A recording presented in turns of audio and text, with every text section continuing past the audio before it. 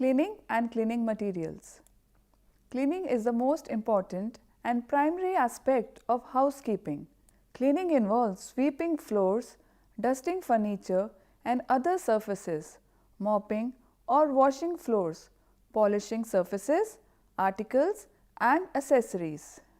Cleaning involves scrubbing tiles, sinks, toilets, disinfecting drains, rearranging cleaned areas and putting things in their specific place. Dust refers to the loose particles which are very easily moved by air and settled on any surface. It is easily removed with the help of a dry cloth. Dirt refers to dust which sticks to any surface with the help of moisture or grease.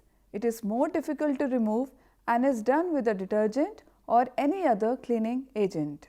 Now let's study methods of cleaning. Dusting, wiping a surface which carries the loose dust with a piece of dry cloth. Next method, shaking and beating. Shaking or beating any soft material so that the dust falls out like a carpet rug or a curtain, done mostly in open air so that other things do not get dusty.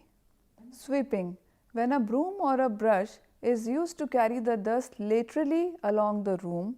While sweeping any vertical surface as walls, one should start from the top and sweep downwards. For lateral sweeping, as for floors, start from one end of the room and move to another, preferably a door, and carry the dust all along or collect in a dust pan. Wiping, a surface with a damp cloth known as mop is called mopping. In this process, both the dust as well as easily removable dirt is also removed. Mopping is mostly done on floors.